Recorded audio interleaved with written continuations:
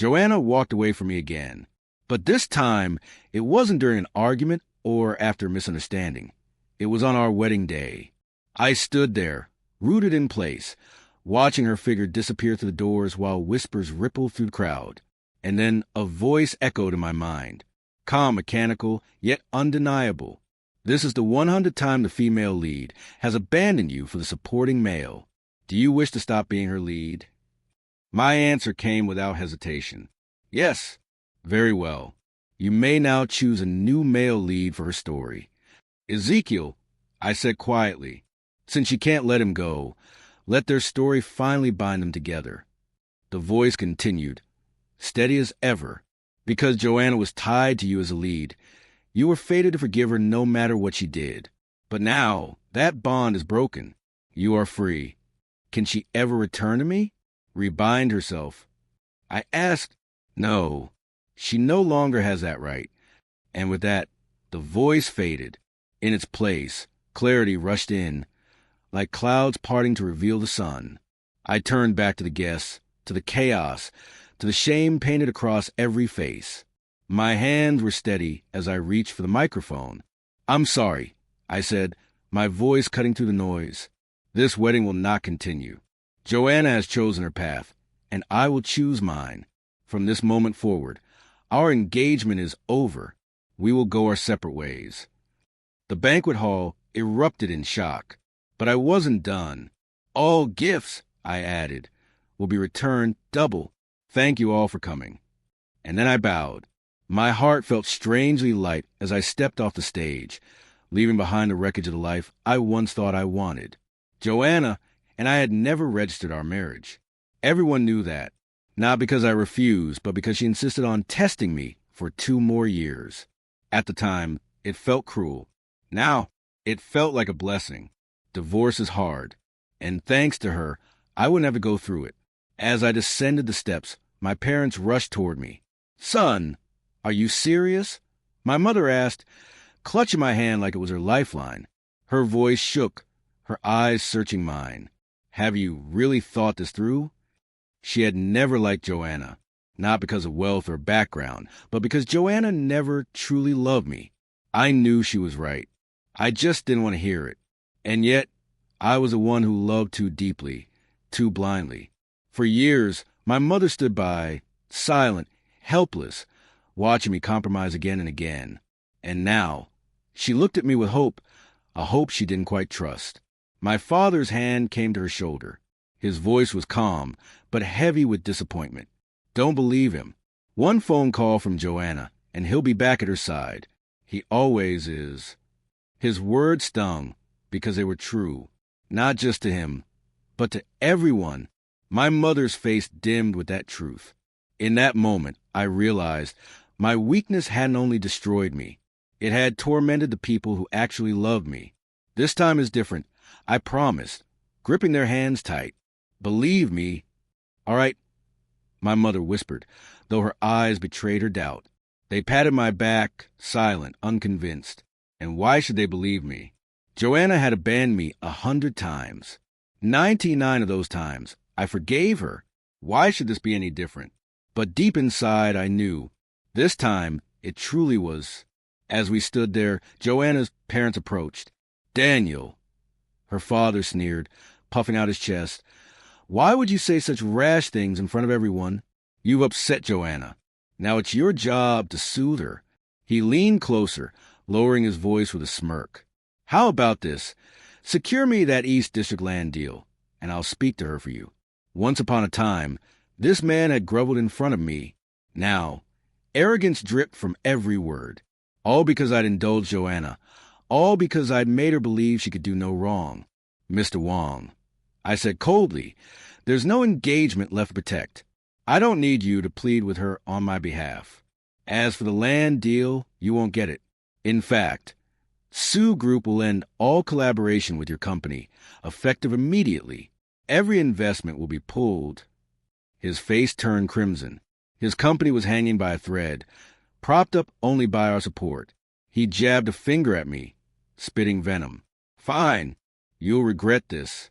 You'll crawl back to my daughter like a dog, begging for scraps. The sharp crack of a slap silenced him. My mother's hand trembled in the air, her eyes blazing. "Say another word about my son, and I'll shut your filthy mouth myself." Her voice, usually gentle, roared like a lioness protecting her cub. Wong sneered, clutching his cheek. "Isn't that what your good son has been all these years? Rich or not, powerful or not, he's still just a dog when it comes to her." I stepped forward, grabbed his jaw, and twisted. He yelped as his jaw dislocated, eyes wide with fear. "Get out!" He stumbled back, caught by Joanna's mother, who glared at me with disdain. "You'll come crawling back. You all will. And when you do, we'll be waiting." With that, she dragged him out. My parents stood in stunned silence.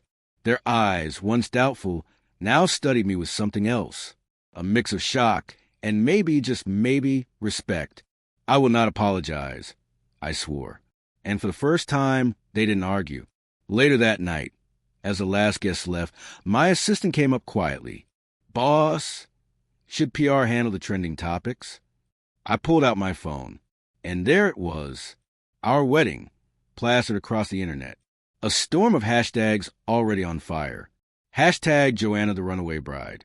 Hashtag Joanna chooses Ezekiel at her wedding. Hashtag Daniel N's engagement. The comments were merciless. Serves him right. That's our queen, Joanna, throwing him away like the dog he is. Looks like childhood sweethearts always win. The crown prince never stood a chance. He's talking big now, but give it 3 days. He'll be begging at her feet again. Their laughter rang in my ears.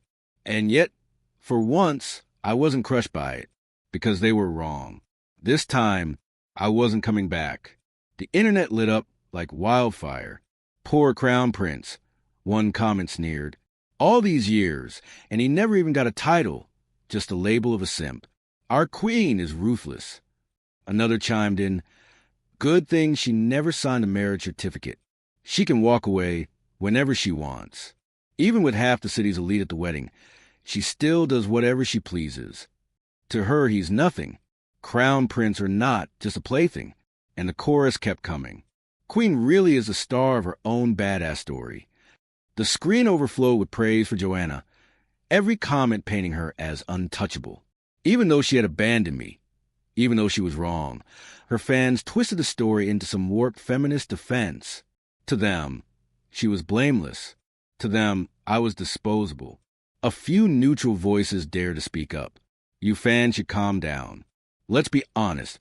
Without Daniel's money paving the way, Joanna wouldn't have gotten this far. Average looks, average talent. She wouldn't be here otherwise." But the mob fired back instantly. "Shut up. Our queen made it on her own. Stop giving credit to that disgusting man. He only ever held her back. Ungrateful, forgetful, just like her. I had been the one who lifted Joanna out of obscurity. I was the one who took her from a nameless girl in the entertainment industry to a star at the top, and I could just as easily bring her crashing back down. So I gave the order. No need to handle the online comments. Leave them, but freeze Joanna out. Replace her roles, her endorsements. If they can't be replaced, terminate the contracts. I'll cover the breach fees." Her contract with a Sue Group film subsidiary still had 2 years left. Generous terms. Nothing that would crush her, but enough to remind her what happens when the hand that feeds you decides to let go. My assistant looked stunned, almost afraid to confirm. "Boss, did I hear that correctly?" Before I could answer, my father cut in, firm as steel. "Do as he says. Even if he changes his mind later, I'll stand behind the order. You won't be caught in the middle." The assistant exhaled in relief. "Thank you, Chairman." And he hurried off to execute the command. Then, as if on cue, my phone lit up. "Joanna." I answered, only to hear her icy tone. "Ezekiel's been arrested. Get him out. Fix this."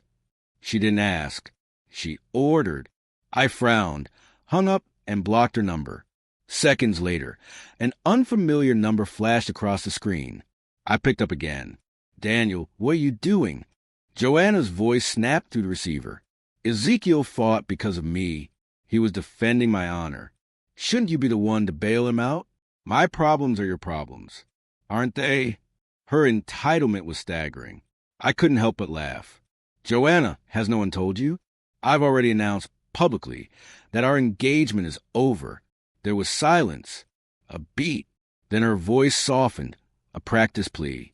Danny, it was wrong of me to leave you at the wedding, but you know how Ezekiel is. When he drinks, he loses control. I'm the only one who can calm him down. Just get him out, and later we can have an even grander wedding.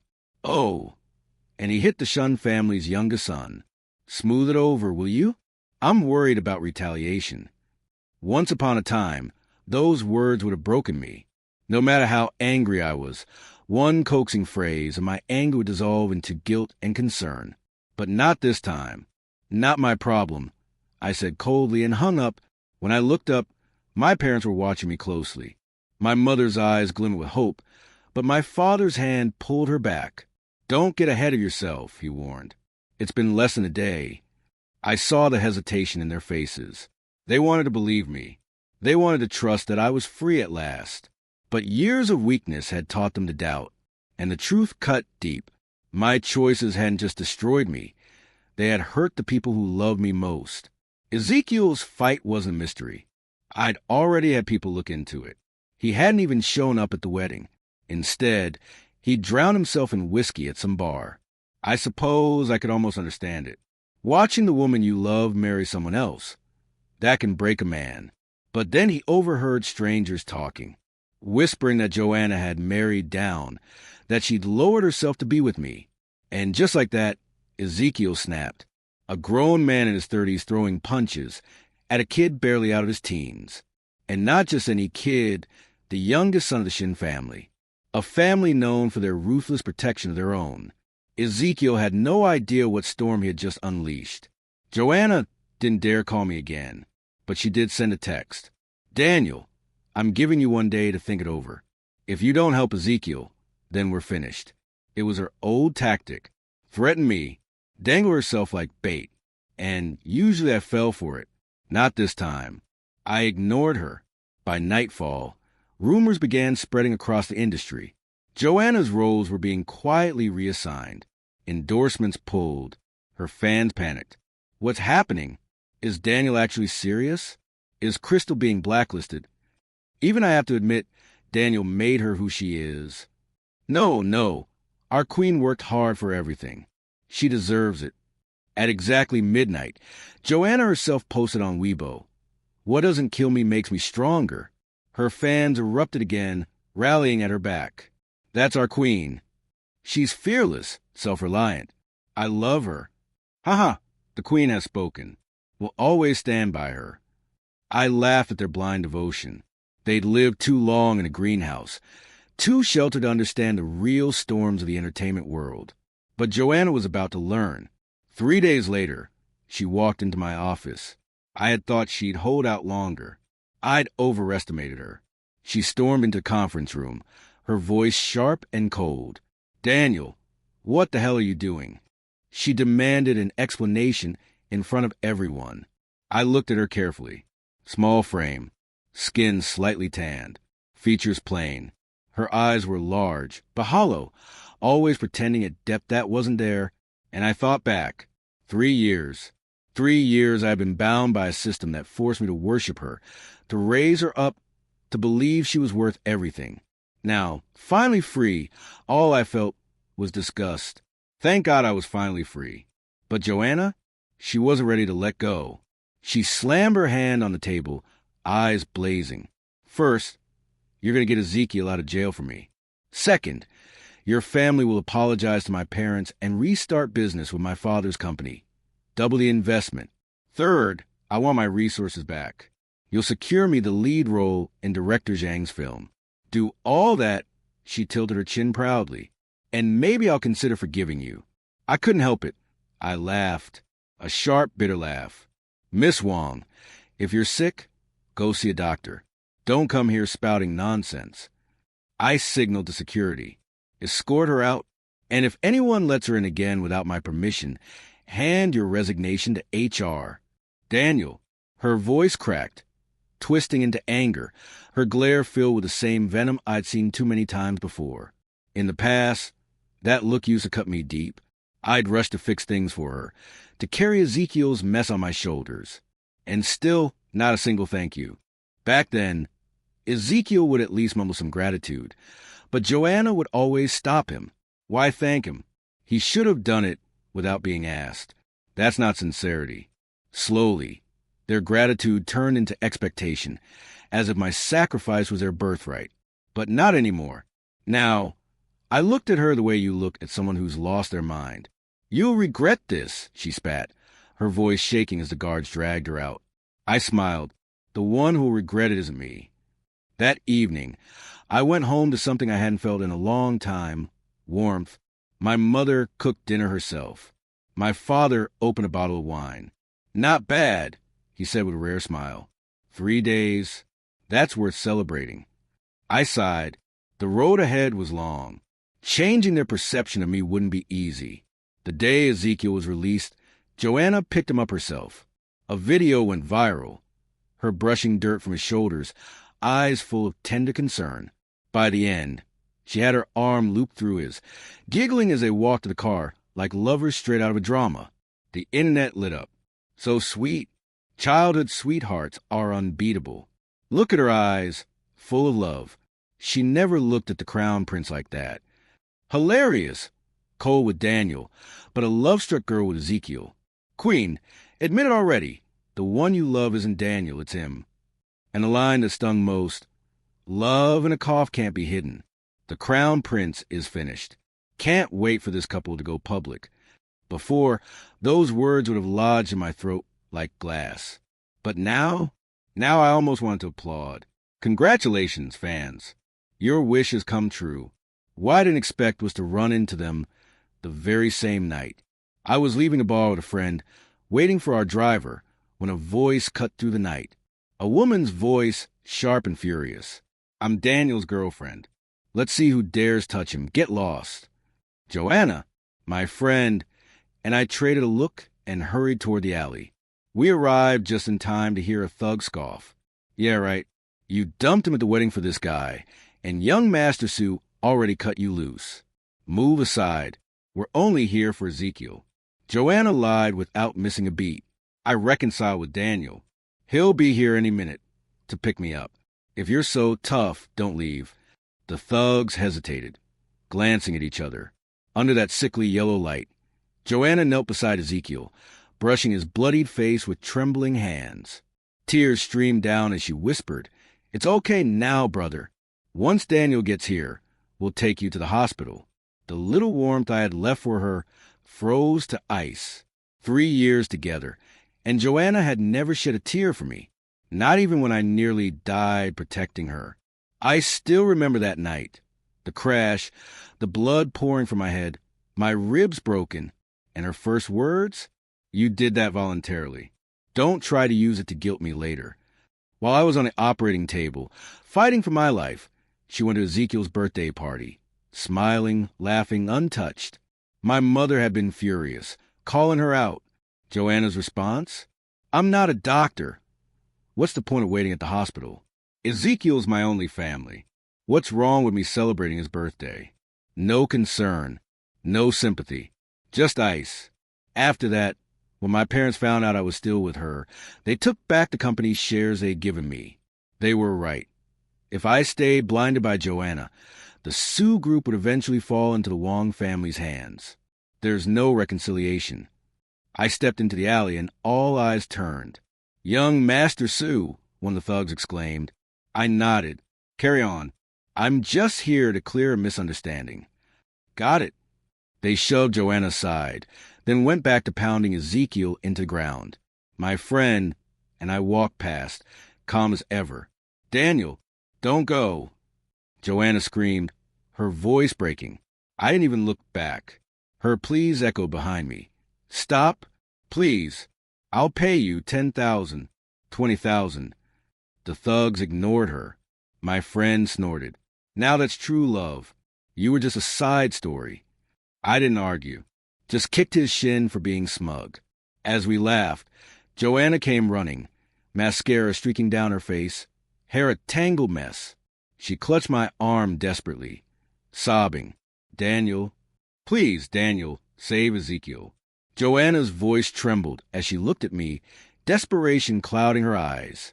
"Those thugs were sent by the Shin family. If you don't step in, they won't let this go. I've never begged anyone for anything, especially not you, but I'm begging now. Please smooth things over." I almost laughed. Of course, she'd never begged before. She never had to, because I was always there, cleaning up her messes, obeying her orders without hesitation. She didn't need to lower herself. Not when I was the fool ready to do it all. Now, seeing her on her knees for Ezekiel's sake, I finally asked a question that had haunted me for years. "If you care about him this much, why aren't you him?" Her lips curled into a smug little smile. "Daniel, you're still jealous, aren't you? Don't worry, I'll marry you. Ezekiel is just a good friend." The streetlight caught her face, disheveled hair, smeared makeup, that unsettling smile, and I felt goosebumps crawl up my skin. Whatever warmth was left in me turned cold. "I'm not helping," I said flatly, "and stop pretending to be my girlfriend. I will never marry you." Her smile froze, the bravado slipping away. "Daniel, you will marry me." I chuckled, wishful thinking. She swayed, as if my words had knocked the air out of her. But if she thought that was cruel, she had no idea how much harsher her own words had been when the roles were reversed. I turned away. Behind me, Ezekiel's screams echoed through the alley, but I didn't stop walking. What I didn't expect was the invitation that arrived just days later, Joanna's wedding. To Ezekiel, they showed up together, hand in hand, their closeness on full display. Joanna held out the bright red card to me, her gaze fixed on my face. "Next week, Ezekiel and I are getting married. We'd love for you to attend." I took it casually. "Congratulations. If I have time, I'll be there." But they lingered, unmoving. I frowned. "Is there anything else?" Joanna's voice cracked. "Daniel, I'm marrying someone else." "I heard you," I replied, "and I already congratulated you." Her eyes glistened with something that looked almost like hope. "Don't you feel even a little sad?" "Sad? About what?" "You love him. He loves you. Isn't that how it's supposed to be?" I shrugged. "Besides, you haven't registered the marriage yet.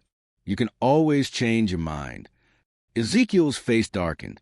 "Sorry," I said with a small smile. "That's just my experience. It probably doesn't apply to you." Joanna bit her lip, pressing harder. "What if I do register the marriage?" For a moment I was silent. She saw it, hesitation flickering across my face, and smiled like she'd already won. "Daniel, this time I'm going to register." Ezekiel looked at her in shock. "Do as you please." I turned my back on them, walking away. To her, maybe it looked like retreat. To me, it felt like release. The next morning, the headlines exploded. Joanna and Ezekiel were officially registered. Her fans went into chaos. "Sis, are you serious? You're choosing this guy over Daniel." Ezekiel's never been without a girlfriend in 20 years. Why him? Daniel is 1,000 times better. Why throw away a golden chance? A smaller crowd defended her. "It's so romantic. Childhood sweethearts to husband and wife. You all are just jealous." But truth always claws its way out. Someone dug up Ezekiel's history, his mess of scandals. Comments flipped from blind adoration to outrage.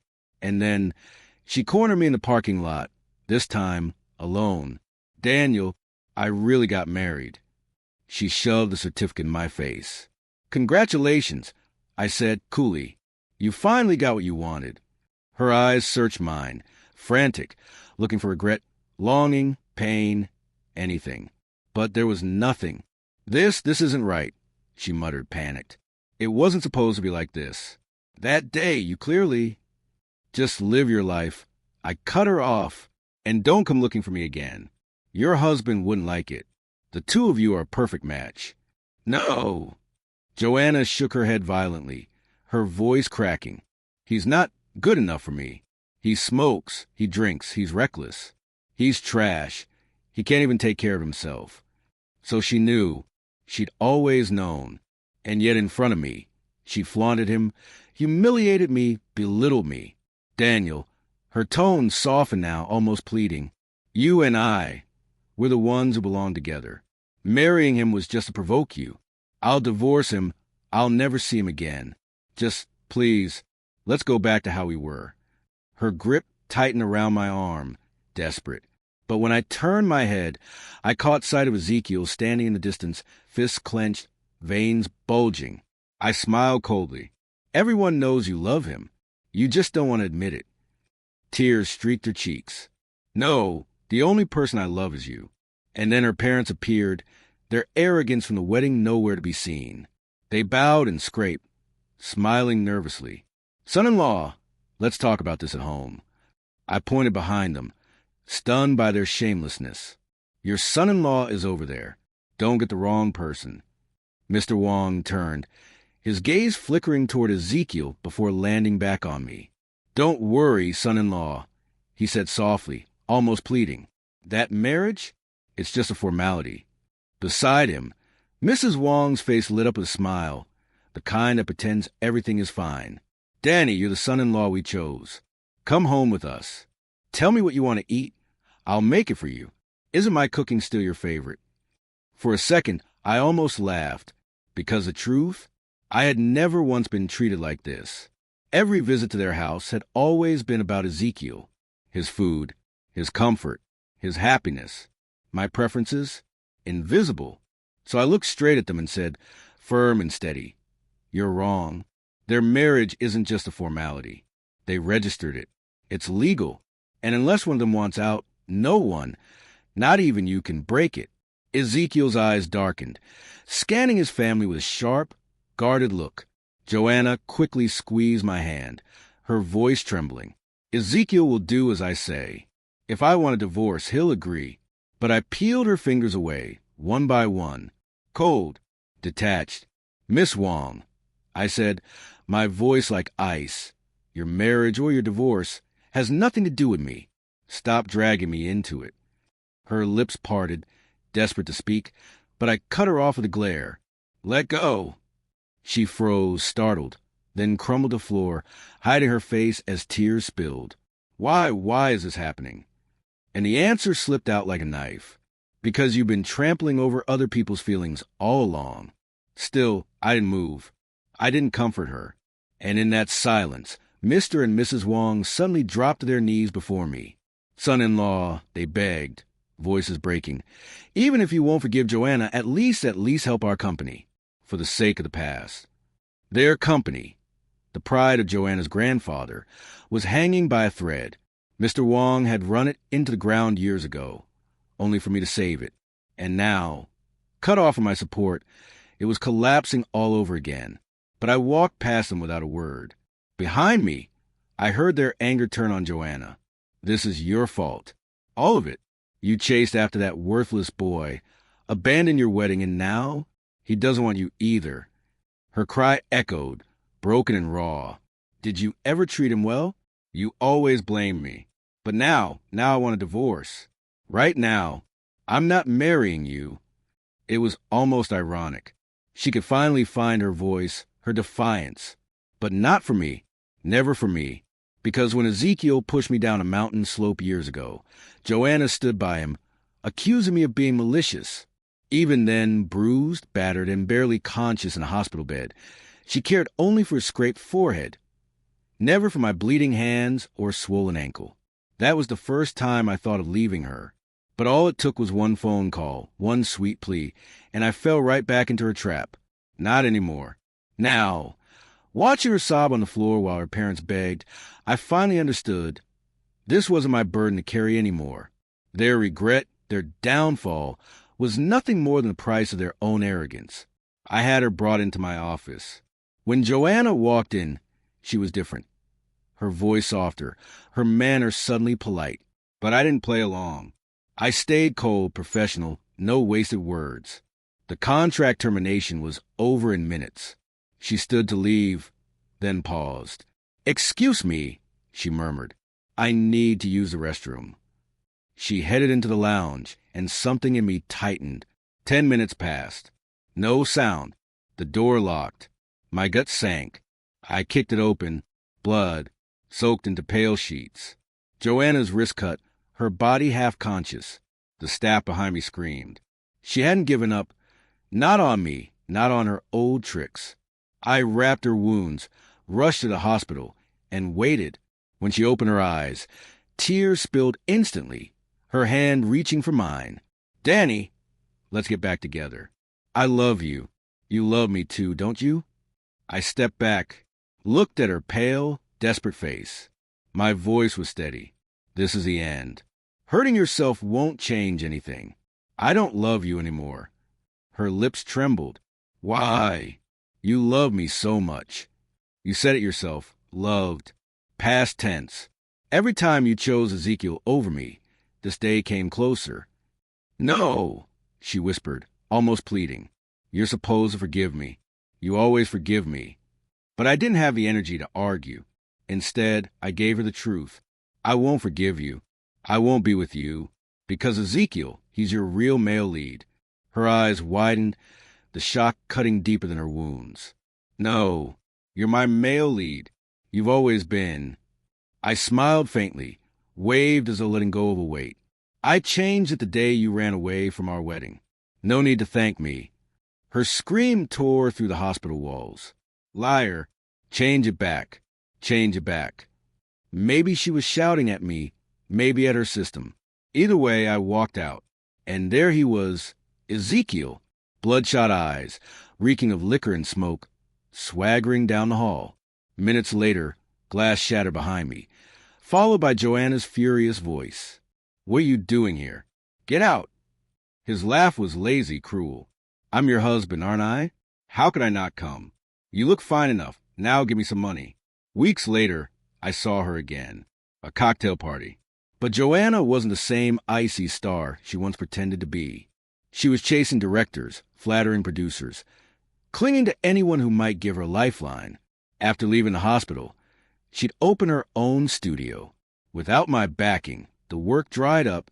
Ezekiel stepped in as her so-called manager, a man who had no skill, no integrity, only greed. He signed her on to awful projects, and she had no choice but to accept, flop after flop. Mockery followed her name. She lost her home, her family's company collapsed, and desperation pushed her into parties, into hotel lobbies, into the arms of anyone who might help her climb back. Paparazzi captured it all. Her last few fans counted down the days until her marriage imploded. But I knew better. That marriage was sealed by my own hand, and I had no intention of breaking it. So when Joanna sat beside me at the party, I barely recognized her. She looked older, weary, faint bruises hidden under makeup. Rumor had it she and Ezekiel fought so often that hospitals knew their names. "Daniel," she said with a hollow smile. "Long time no see." "Long time," I replied, keeping it polite. Silence stretched. A waiter passed, and Joanna grabbed 2 glasses of wine, pressing one toward me. "What's wrong?" she teased bitterly. "Afraid I spiked it? Don't worry. I'm not interested in men anymore." She drained hers in one gulp. I didn't touch mine. Instead, I pulled out my phone and pressed play. Her face drained of color. The video showed her slipping a white powder into a drink. I handed my untouched glass to my assistant. "Have this tested." She lunged, trying to grab it back, when a voice cut through the crowd. "Joanna." Her eyes flared, jaw tight with rage. "Ezekiel." And then he appeared, reeking of resentment, his hatred dripping with every word.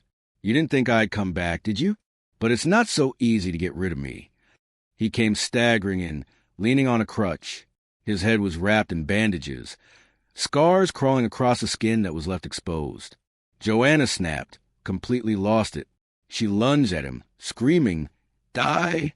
The room froze as the two of them clawed at each other. No one stepped forward to break it up. Everyone just watched. That night in Roma was the nail in her coffin. Whatever career Joanna had left, it ended right there.